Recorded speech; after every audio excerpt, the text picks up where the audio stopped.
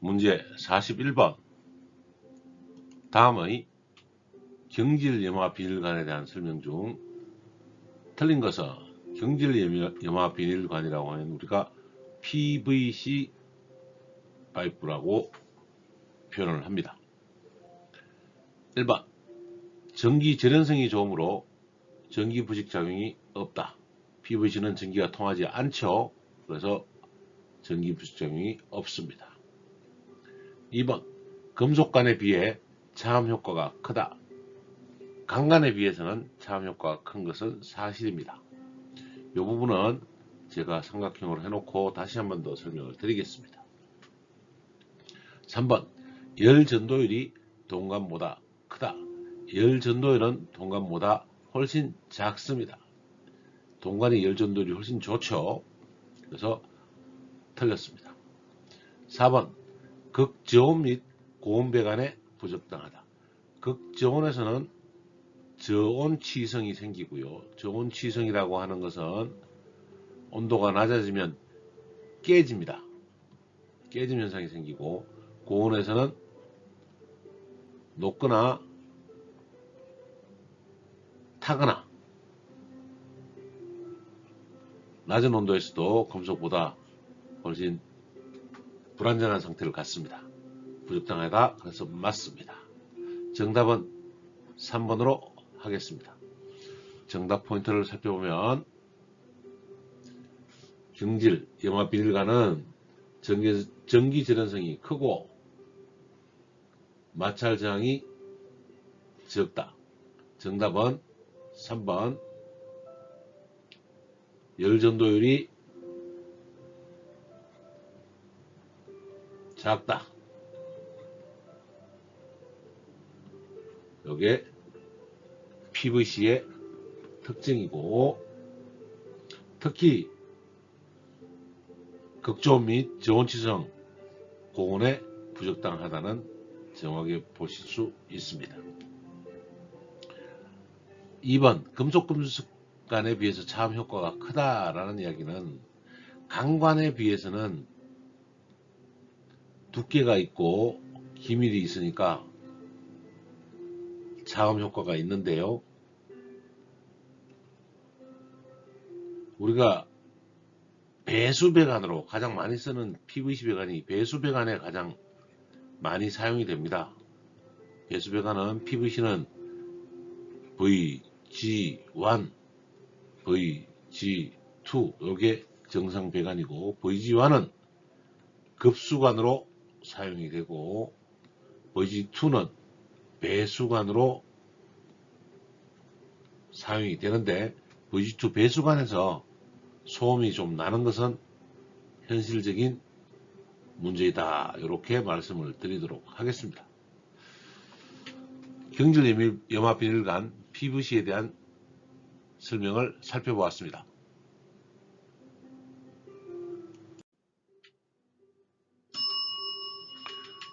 문제 42번.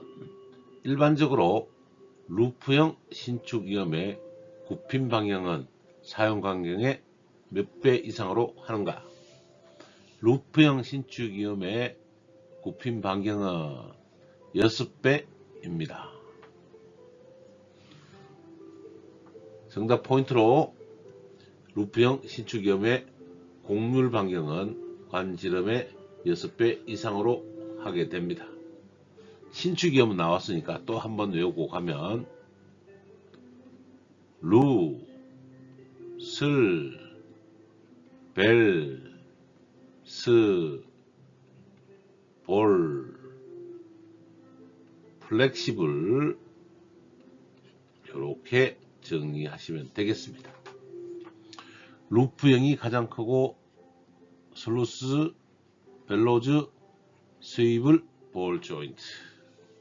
루프형 신축위험의 종류입니다. 루프형은 옥 외에 설치하고 곡률 반경 지름의 6배 옥 외에 설치합니다. 가장 압력에 고압에 견딜 수 있는 신축위험입니다. 슬리브 타입은 배관이 미끄러져 들어가면서 신축을 하게 되는 것입니다. 여기는 누수의 위험이 있습니다. 벨로즈 타입은 벨로즈를 만들어서 배관이 연결되며 벨로즈가 신축을 하게 됩니다. 단식 복식이 있죠. 스위블 조인트는 주관에서 가지관으로 엘보가 2개 이상, 어디에 쓴다? 관말에 쓴다. 관말단에 엘보가 2개 이상. 볼 조인트는 제가 항상 강조하지만 무릎 관절처럼 이렇게 생긴 조인트입니다. 이 볼 조인트는 기계식 조인트이고 수직관으로 연결을 못하다 보니까 잘 사용하지는 않은 상태입니다. 이 외에 플렉시블 조인트는 소음과 진동을 방지하는 것이고, 플렉시블 조인트처럼 고무나 금속관을 연결해서 만드는 것인데, 바깥쪽에 금속 망으로 고정해 놓은 특성을 갖습니다. 펌프 등 소음 진동에 사용하는 신축이염이 플렉시블 조인트가 되겠습니다. 루프형 신축이염은 광경의 6배의 굽힘 방향을 갖습니다.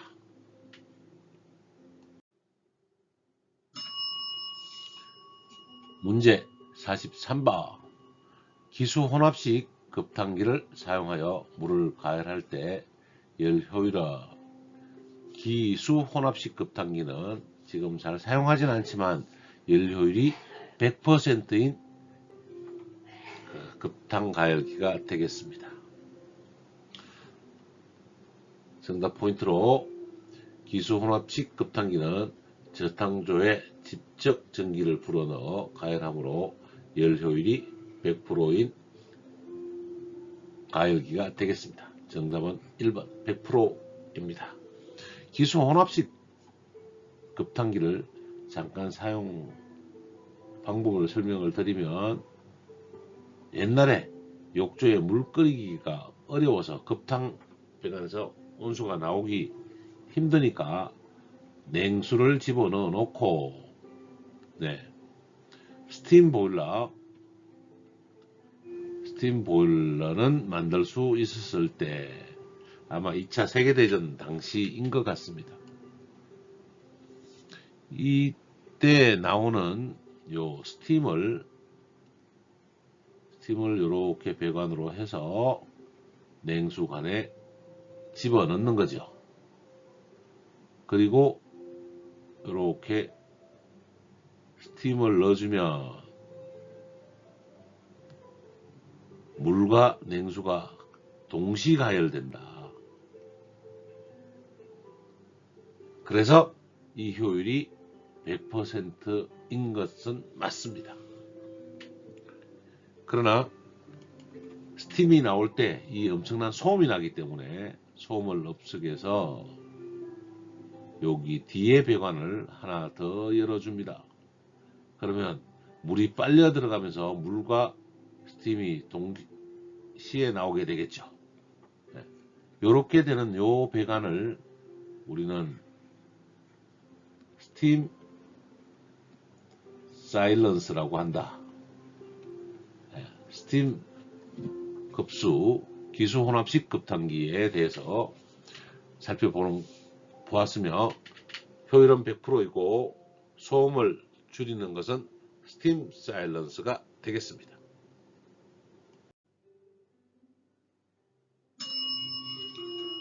문제 44번. 밸브의 일반적인 기능으로 가장 거리가 먼 것은 1. 관내 유량 조절 기능 있습니다. 2번 관내 유체의 유동 방향 전환 기능. 이 유동 방향 전환은 앵글 밸브가 담당합니다. 3번 관내 유체의 온도 조절 기능. 온도 조절 기능은 온도 조절 밸브가 있습니다.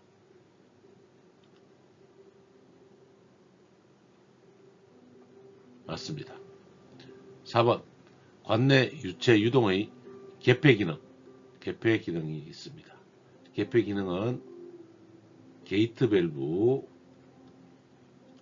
밸브가 담당하고, 게이트 밸브는 슬루스 밸브라고도 합니다. 이게 가장 저는 헷갈리는 건데요. 게이트 밸브와 슬루스 밸브는 폐쇄하는 기능이 있습니다. 관내 유량 조절하는 기능은 우리가 글로우브 밸브라고 하는데, 글로우브 밸브와 마찬가지로 니들 밸브, 팽창 밸브에 사용하는 니들 밸브도 관내 유량 조절 기능을 합니다. 이 글로우브 밸브와 니들 밸브는 개폐 기능까지 같이 혼합하고 있습니다. 그러면 정답은 뭘까? 일반적인 기능으로 2번, 3번 중에서 저는 3번 온도 조절 기능은 온도 조절 밸브를 일반적인 기능이 아니라고 판단해서 3번으로 정답을 하겠습니다. 헷갈리는 문제이니 참고하시기 바랍니다. 정답 포인트를 살펴보면 밸브의 일반적인 기능은 개폐 기능, 유량 조절 기능, 방향 전환 기능이 있습니다. 정답 3번 관내 유체의 온도 조절 기능이 밸브의 일반적인 기능이 아니다. 이렇게 선택하겠습니다.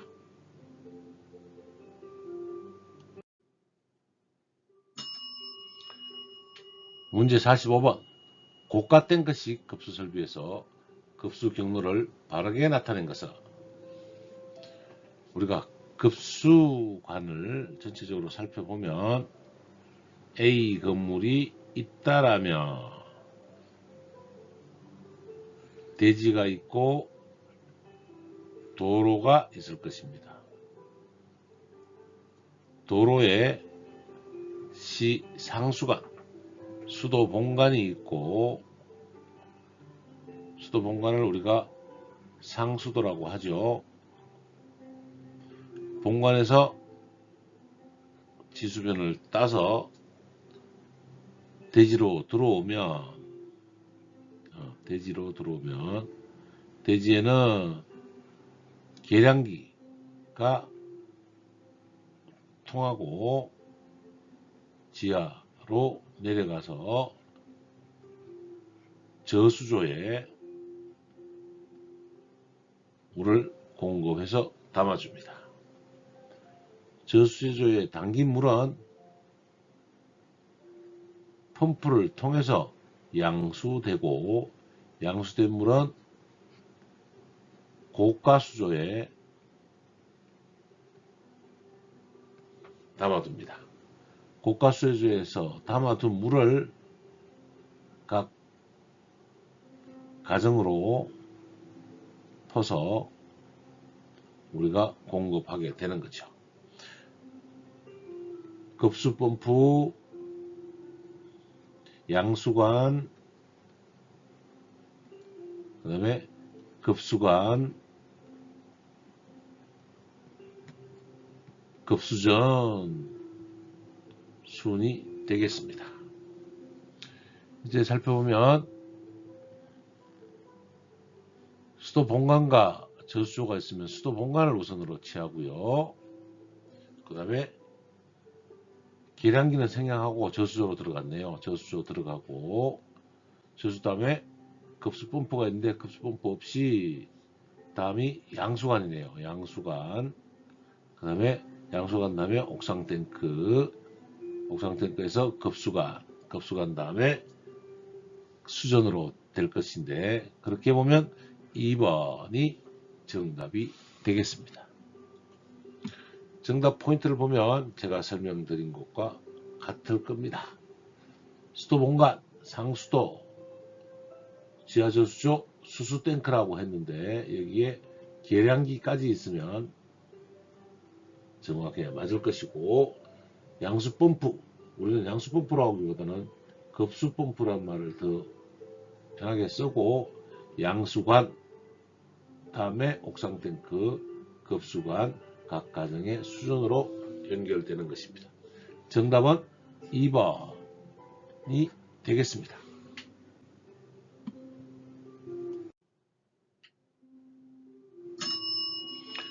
문제 46번.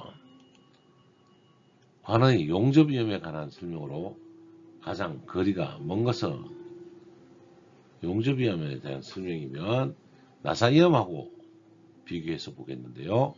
1번. 돌기부가 없어서 보온 시공이 용이하다.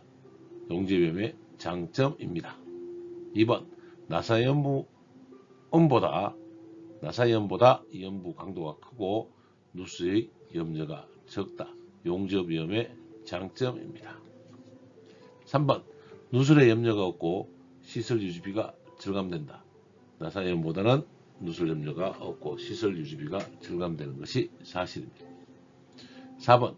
관 두께의 불균일한 부분으로 인해 유체의 압력 손실이 크다. 이 부분은 1번하고 상충하는 말이죠. 용접 부분은 돌기부가 없습니다. 나사 부분에 대해서, 나사용 위험에 대한 부분으로 정답은 4번이 되겠습니다. 우리가 관 위험은 나사 위험과 용접 위험, 그 다음에 플랜지 위험, 이렇게 나누기도 합니다. 나사 위험은 광경 50A 이하에만 사용합니다. 그래서 물어보면 용접위험은 몇 A부터 사용합니까? 라고 이야기하면 50A 이상부터요? 아닙니다. 용접위험은 정확히는 모든 배관에, 모든 광경에 다 사용할 수 있습니다. 나사가 50까지 했으면 용접은 50 아닙니다. 20A도, 예를 들면 20A도 용접위험이 가능하거든요. 자, 그 다음에 플랜지위험을 따로 구분하시는 분이 있는데, 플랜지위험은 용접위험의 한 방법일 뿐입니다.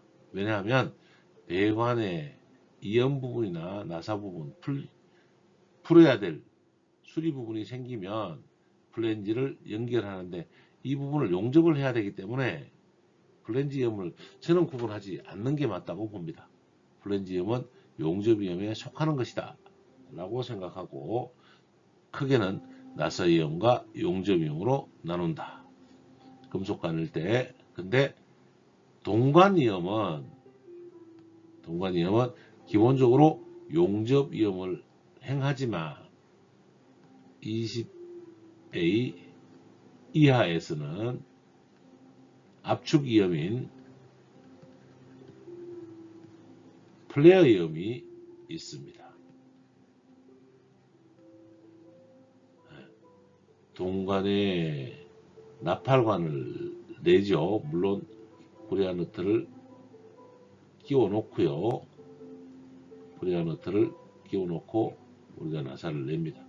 그리고 여기에 코리아 너트를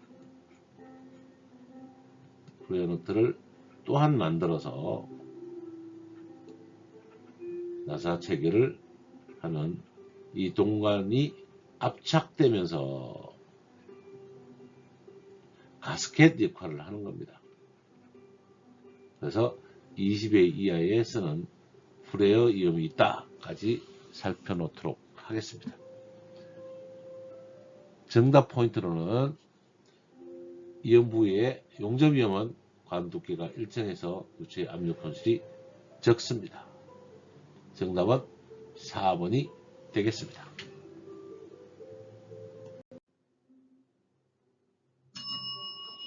문제 47번. 난방, 급탕, 급수배관에 높은 곳에 설치되어 공기를 제거해서 유체 흐름을 원활하게 하는 것은 공기 제거. 그러면 뭐죠? 에어벤트죠. 안전밸브, 에어벤트, 팽창 스톱 중에 에어벤트 밸브가 되겠습니다. 급수나 급탕, 특히 높은 곳을 지나갈 때 상부에는 에어벤트를 설치한다는 거죠. 왜? 이 높은 부위가 생기면 이 부위에 공기가 고일 것이고, 공기가 고이면 흐름을 방해합니다. 그래서 여기에 에어벤트를 설치한 건데, 에어벤트는 AAV라고 통상 많이 하는데, A는 자동 공기 에어벤트의 약자로 항상 자동이 되게 만들어줍니다. 정답 포인트 후에 에어벤트에 대해서 설명을 드리겠습니다. 정답 포인트, 공기 빼기 밸브는 오토 에어 벤트 밸브라고 해서 AAV라고 합니다. 난방 급탕 급수배관, 즉 물배관에 높은 곳에 설치해서 공기를 제거합니다. 그래서 유체 흐름을 원활하게 하는 밸브를 우리가 AAV, 공기 빼기 밸브라고 하고, 공기 빼기 밸브는 부기로 유지하는데요.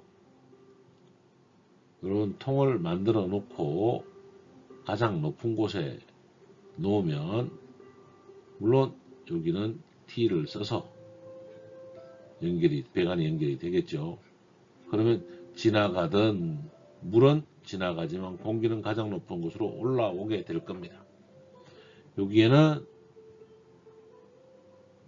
밸브를 달아놓고 플로트를 심어 놓으면 부력에 의해서 뜨는 거죠. 근데 이렇게 여기가 물일 때는 전혀 문제 없이 새지 않습니다. 그런데 이제 공기가 서서히 차서 내려오면, 완전히 더 차서 밀어주면 이렇게 열리겠죠. 그러면 공기가 빠져나가고 다시 플로트 밸브가 위로 뜨는 요게 에어 벤트이고, 자동으로 되기 때문에 AAV라고 합니다. 수동으로 빼는 벤트도 있지만, 물론 이제 여기는 커브를 만들어서 나사를 내고 이쪽에 미세한 구멍을 하나 내서 자동으로 공기가 빠질 수 있게 만들어줍니다. 이게 오토 에어 벤트의 상세가 되겠습니다.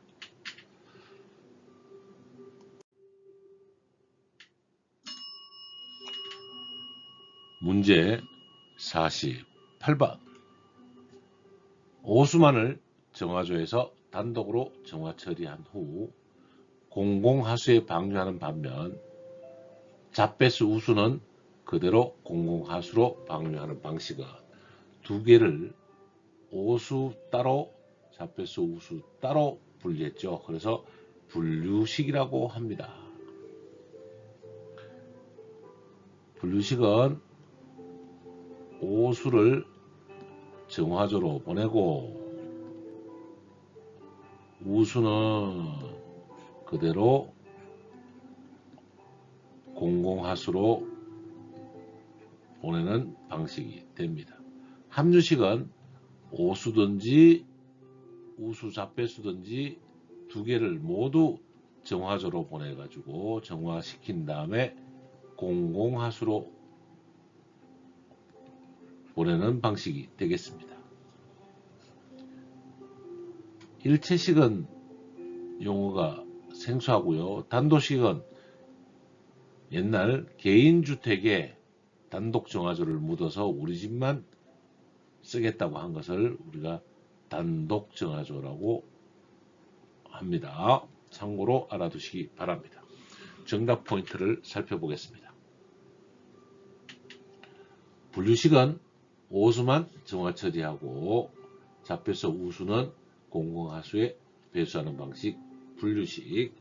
함유식은 오수, 자배수 모두 어디 한다? 정화조에 넣어서 공공하수로 보내는 방식이 됩니다.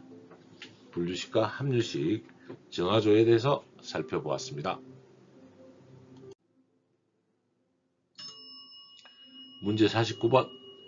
급수배관에 관한 설명으로 틀린 것은 1번 배관 시공은 마찰로 인한 손실을 줄이기 위해 최단 거리로 배관한다. 최단 거리 정답입니다.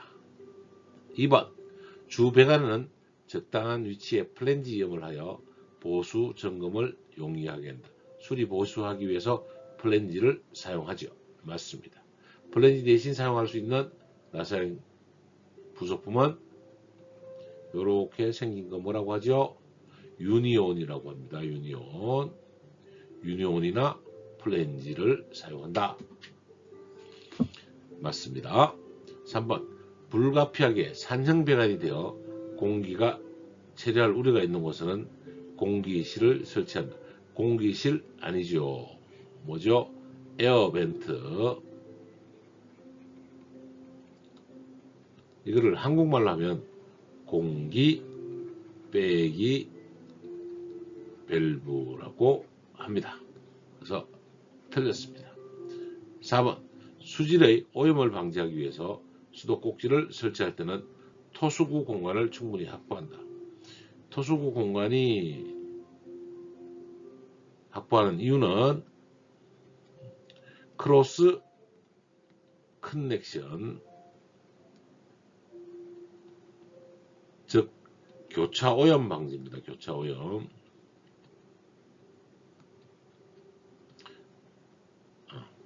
교차 오염 방지, 교차 오염까지만 해두고 시간이 날 때 설명을 해드리도록 하겠습니다. 정답 포인트를 살펴보면 산형배관이 되어, 산형배관이면 공기가 배관이 위로 뜨거나 이렇게 됐다는 이야기나 아니면 올라갔다가 내려가는 배관, 그래서 요 윗부분에 공기 체류 우려가 있을 때는 공기 빼기 밸브를 설치한다. AAV를 설치해주면 되는 거죠. 가장 높은 곳에 AAV를 설치한다. 이렇게 기억해 주시면 되겠습니다. 정답은 3번이 되겠습니다.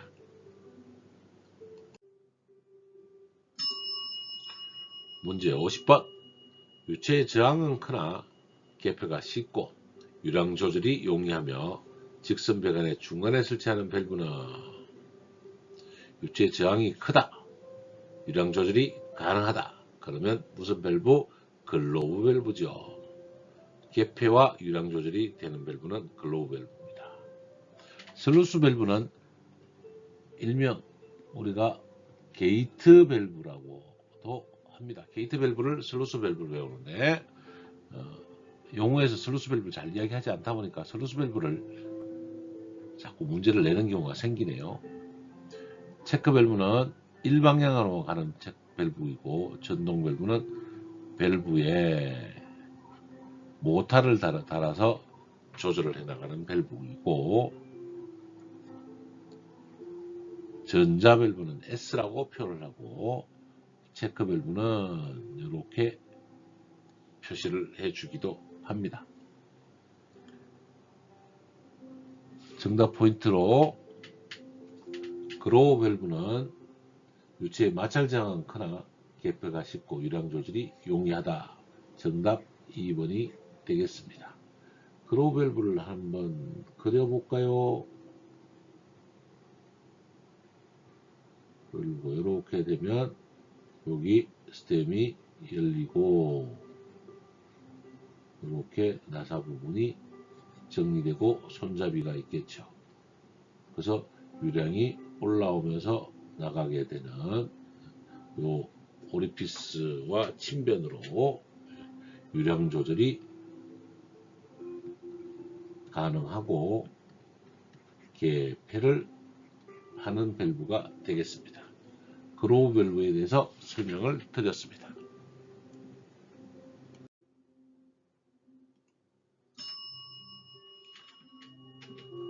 문제 51번. 전력량 1kWh는 몇 칼로리의 열량을 낼 수 있는가? 1kWh는 저희가 상식으로 알고 있죠.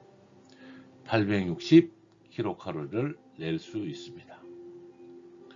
전력량을 열량으로 바꾸는 공식 H는 열량은 0.24 PT 이렇게 쓸 수 있습니다. 그래서 0.24에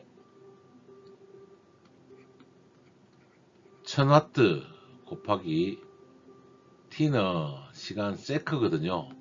1시간이니까 3600 이렇게 하면 계산으로 86만 4천이 나옵니다. 물론 칼로리죠. 얘는 기본 단위가. 그래서 864 킬로칼로리로 나타냅니다. 이렇게 계산했더니 약간 오차는 안 하는데 우리는 1kW는 860 킬로칼로리로 알고 있습니다. 정답 포인트. 열량 계산식 H는 0.24 PT 0.24 곱하기 1000W 곱하기 3600초 그래서 86만 4천 칼로리 864 킬로칼로리 정답 4번이 되겠습니다. H는 0.24 PT. 문제 52번. 전련 저항을 측정하는 데 사용하는 것은 전련 저항을 측정하는 것은 메가 테스트기. 3번이 메거라고 되어 있네요. 메거 테스트라고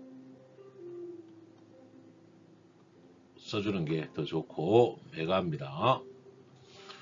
정답 포인트로 보면 전련 저항 측정기는 메가 테스트기.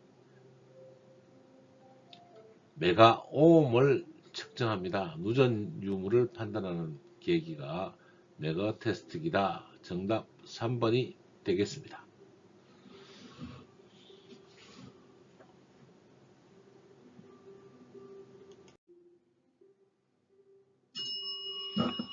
문제 53번. 출력이 입력에 전혀 영향을 주지 못하는 제어는 프로그램, 피드백, 시퀀스, 폐회로 중에서 시퀀스 제어가 되겠습니다. 시퀀스 제어는 간단한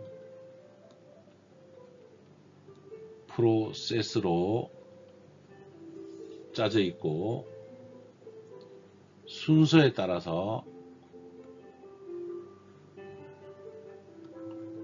출력이 일어납니다. 그래서 출력이 입력으로 피드백을 주지 못하는 제어를 우리가 시퀀스 제어라고 하겠습니다.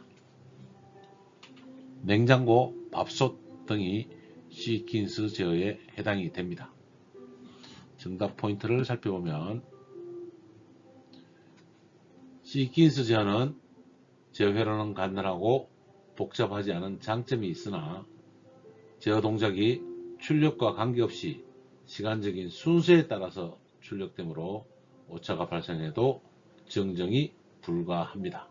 정답은 3번 시퀀스 제어입니다. 시퀀스 제어는 출력이 입력에 영향을 주지 못하는 피드백이 없습니다.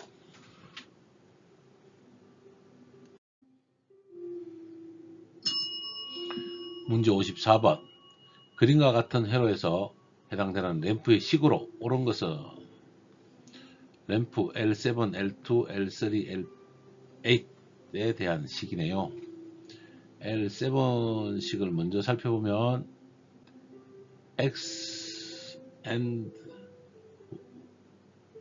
X바 and Y and Z x 바 and y and z. 맞네요. 1번이 옳은 것이니까 정답이 될 것으로 판단이 됩니다. 체크해 놓고요. L2를 살펴보면 x 바 and y and z 바해야 되네요. 그래서 틀렸습니다. 이것은 L3를 살펴보면 마찬가지로 x 바 and y 바 and z가 되겠습니다. 여기서 바가 없네요. 3번도 틀렸습니다. 4번에 L8번 회로는 마찬가지로 x 바 and y 바 and z 바 not 회로죠. 요거는 두 개 다 바가 없어서 4번도 틀렸습니다. 정답은 1번이 되겠습니다.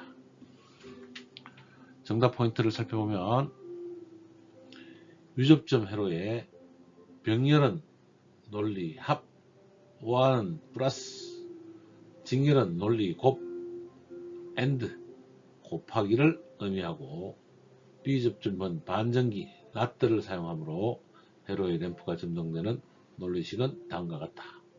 L7은 x바 yz, x바 yz. 정답은 1번 맞고요.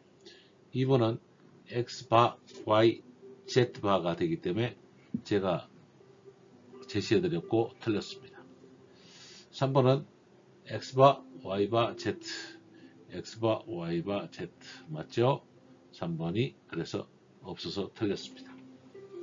4번 L8 x바 y바 z바, x바 y바 z바 맞죠? 4번도 틀려서 정답은 1번이 되겠습니다.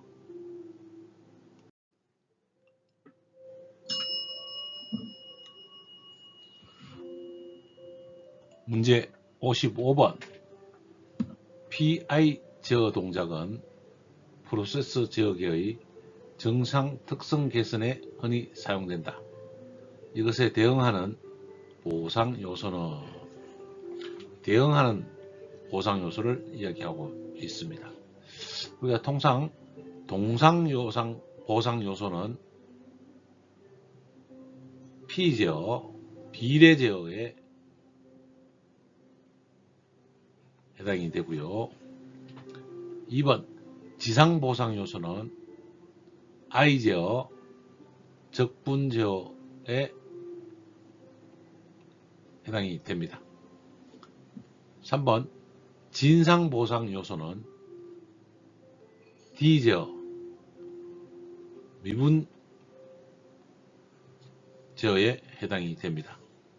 4번 지상 및 진상 보상 요소는 지상, 진상 이렇게 되는 거죠. 지상과 진상. 그러니까 PID 제어가 되겠습니다. 그래서 P제어 동상에 대응하는 요소는 지상 PI 적분 제어가 돼서 2번이 정답이 되겠습니다. 정답 포인트는 동상 보상 요소는 P제어의 동작을 의미하면서 비례 제어는 외란 대응이 불가능합니다.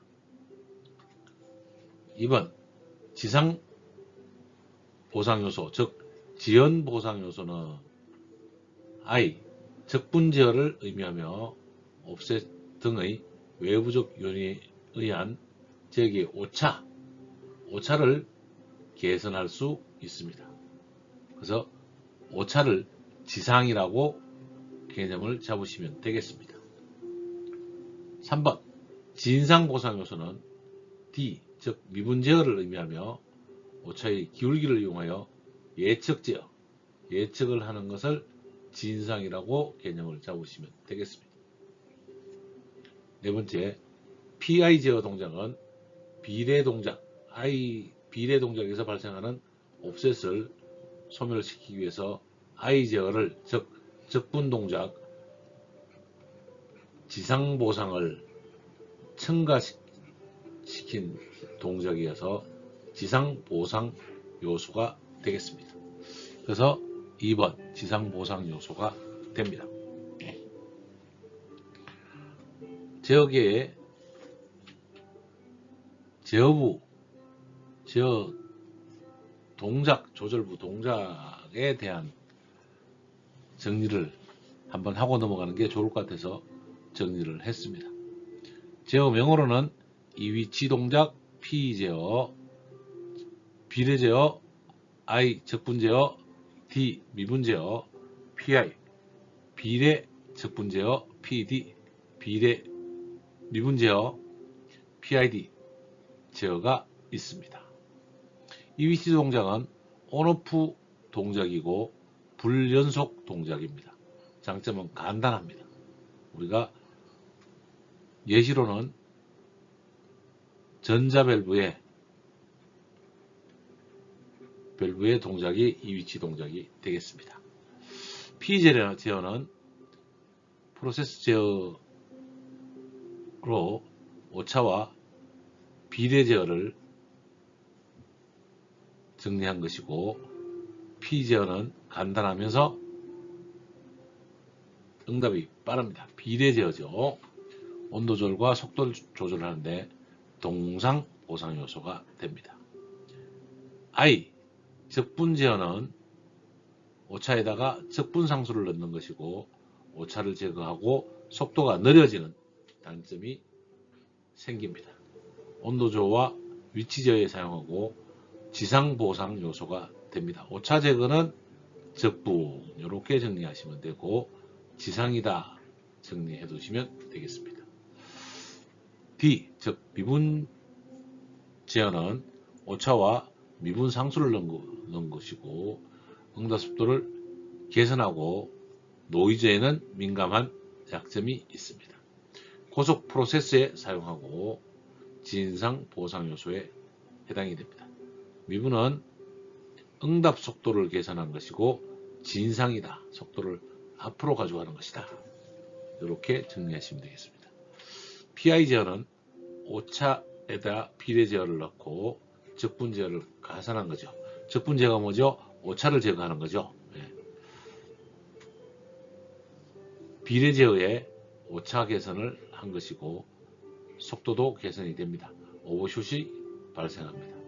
동상을 지상으로 보상한 제어가 되겠습니다. P, D 비례 미분 제어는 비례 오차에 미분 제어를 넣은 겁니다. 오차에 속도까지 되면서 안정성을 개선한 겁니다. 정밀 제어나 로봇 제어에 사용해야 되고 동상을 진상으로 보상한 것입니다. PID 비례 적분 미분 제어는 오차 비례 제어에 적분과 미분을 더한 것입니다. 정밀한 제어에 사용하고 오차 속도와 안정성에 해당이 됩니다. 요즘 현재 아주 정밀공학에 사용되는 것이고 동상을 지상과 진상으로 모두 보상할 수 있는 제어가 되겠습니다. 우리는 PI 제어는 그래서 지상을 보상하는 요소, 그래서 2번이 정답이 된 것입니다. 조절부 동작에 대한 내용이 있으니 한 번 더 정리해 두시기 바랍니다.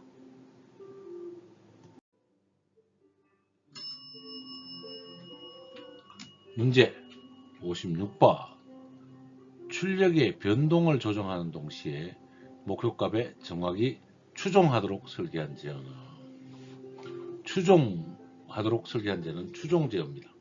추종 제어의 또 다른 말은 추치 제어죠. 그래서 1번이 정답이 되겠습니다. 추치 제어는 추종 제어라고도 하고, 시간 변화에 따른 시간이 가면 목표 값을 추종할 수 있도록 제어하는 방법을 추치 제어 혹은 추종 제어라고 합니다. 프로세스 제어는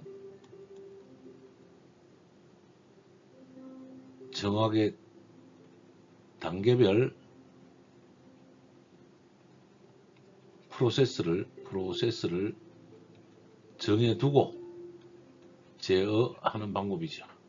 이 프로세스 제어의 앞에서 본 비례, 적분, 미분, 비례, 적분, 비례, 미분, 미분, 그 다음에 PID 제어까지 있는 것이 프로세스 제어 중에 하나겠습니다. 정답 포인트를 보면 추치 제어, 즉 추종 제어는 임의의 시간적 변화를 목표값의 제어량에 추종하도록 제어하는 방법이 추치 제어가 되겠습니다. 정답 1번 추치 제어가 되겠습니다.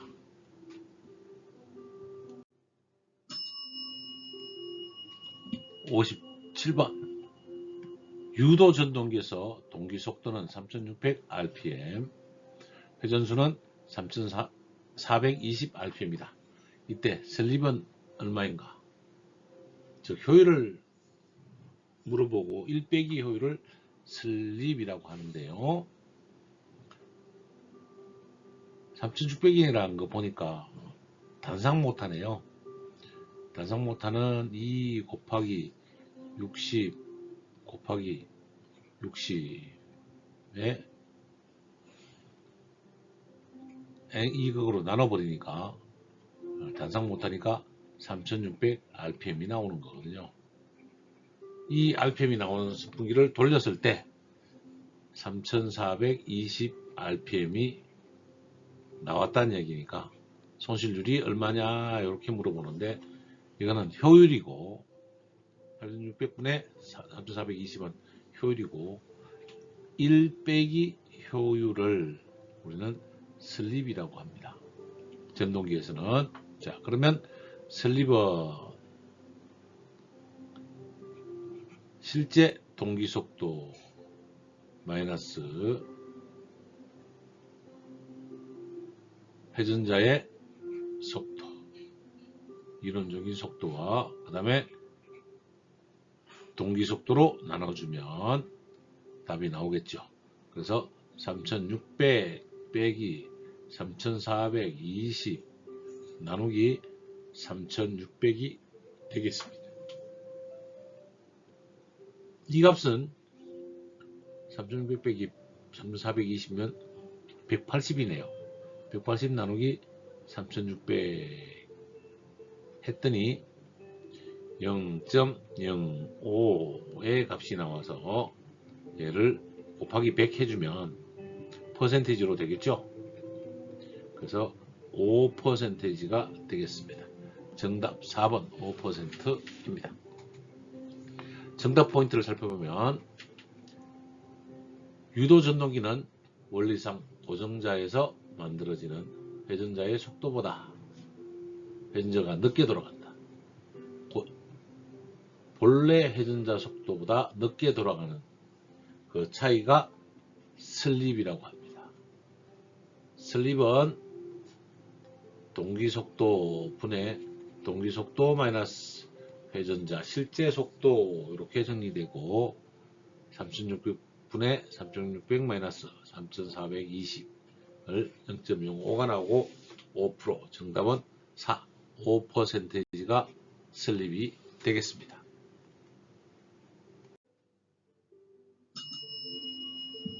문제 58번 종류가 다른 두 금속으로 폐회로를 만들어 두 접속점의 온도를 다르게 하면 전류가 흐르게 되는 것은 어떤 금속의 온도차 고온과 저온을 만들어주면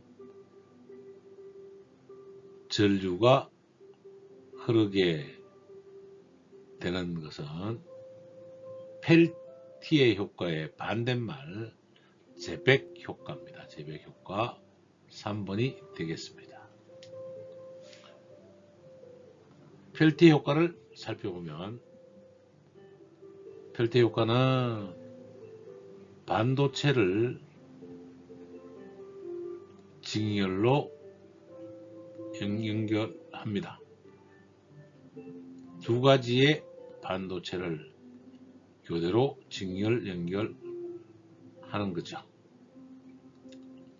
이렇게 연결하면 직렬 연결이 되고 여기를 직류전기로 연결해 두면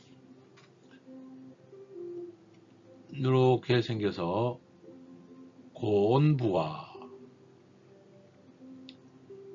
저온부가 만들어집니다. 이것을 펠티의 효과라고 하고 전자냉동법에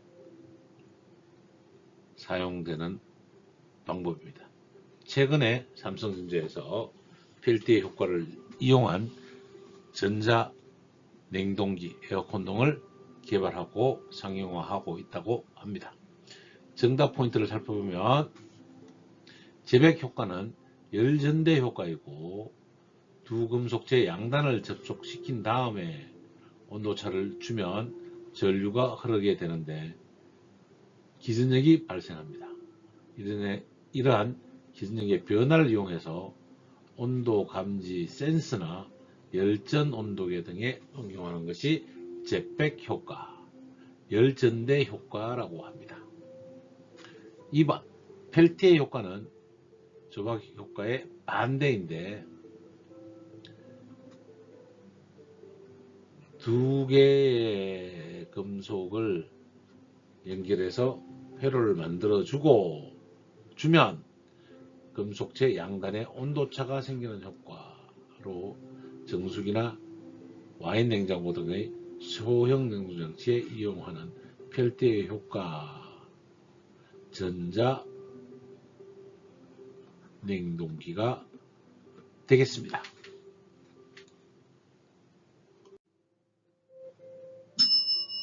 문제 59번 계전기 접점에 아크를 소거할 목적으로 사용되는 소자는 아크 소거 목적의 소자는 베리스트, 저는 베리스터라고 하는데요.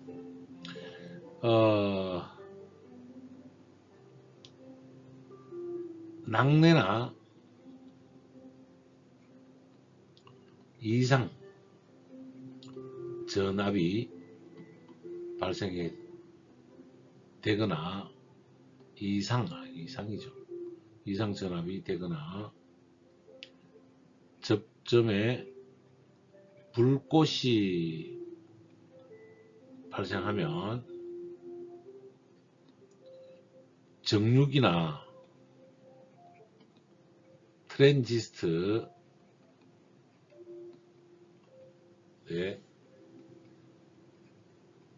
회로가 망가집니다. 정육이나 트랜지스터의 회로를 우리는 서지 회로라고 하고 이거를 방지하는 방법은 방지 방법이라고 쓸게요. 방지 방법은 비선형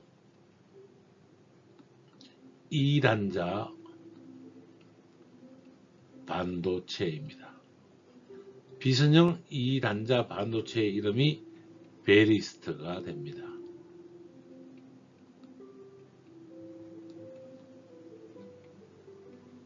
베리어블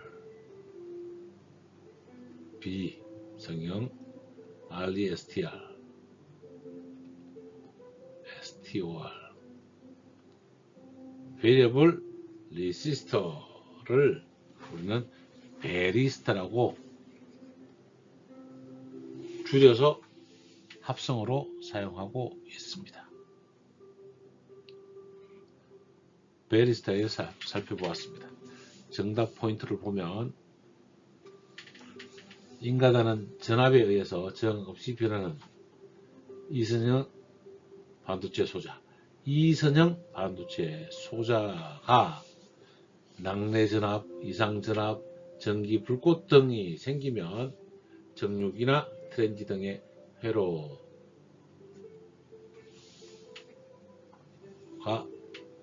서지 전압으로부터 보호되는 요 불꽃 회로가 서지 회로네요. 서지 회로부터 정유기 트랜지스터 회로를 방지하는 방법이 비선형 2단자 반도체이고 베르스트라고 한다. 이렇게 정리를 해놓으면 되겠습니다.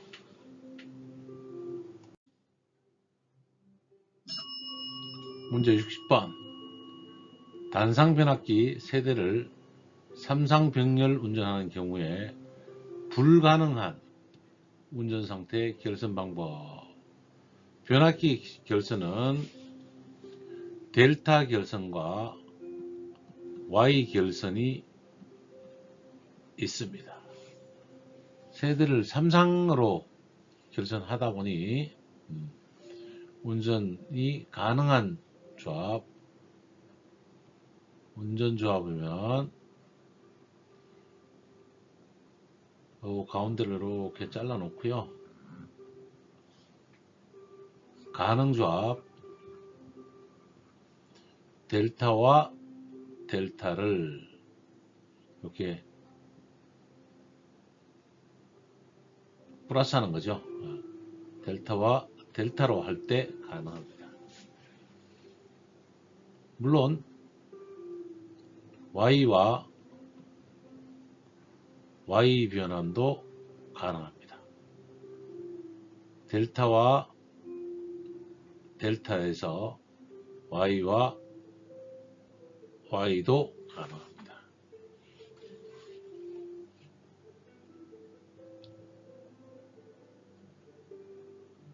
델타 Y와 델타 Y도 가능합니다.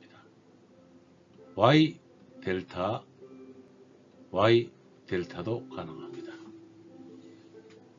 델타 Y와 Y 델타도 가능합니다.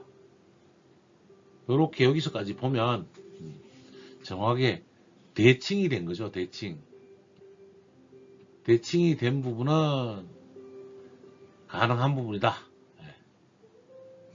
대칭 조합은 가능하다. 아래쪽으로 불가능을 써보면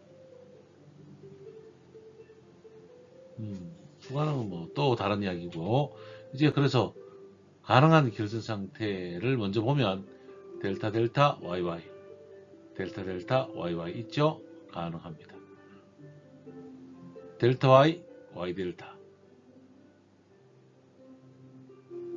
델타 Y Y 델타 있죠? 가능합니다. 델타 델타 델타 Y 평행이 아니에요. 얘는 대칭이 안 돼서 아닐 걸로 판단됩니다. Y 델타와 Y 델타 Y Y 델타와 Y 델타와 하나 더 쓰면 되죠. Y 여기다 Y 델타와 델타 Y도 대칭되면 평행되는 거죠. 그래서 4번도 가능하고 3번이 정답이 되겠습니다. 불가능한 것은 일단 지금 앞에서 보이던 델타 델타의 델타 Y가 불가능하고, 델타 델타인데 뭐 수백 가지가 나올 것 같습니다. 이거는 델타 Y면 대칭이 안 되죠. 그 다음에 델타 Y의 YY도 불평행이 일어나죠. 그래서 이것들은 안 되는 것들입니다. 3번을 정답으로 하고, 정답 포인트를 보면 대칭되죠? 델타 델타 y와 yy 대칭되죠?yy와 yy 대칭됩니다. y 델타 대칭됩니다. 델타 y 똑같이 대칭되죠? 델타 y와 y 델타 대칭이 됩니다. 가능한 조합이고 불가능한 조합은 델타 y 델타 이게 대칭이 안 되죠. 델타 y와yy도 대칭이 안 됩니다. 그래서 정답은 3번이 되겠습니다. 공조냉동기사 CBT 기출문제 60회를 마치도록 하겠습니다. 경청해 주셔서 감사합니다.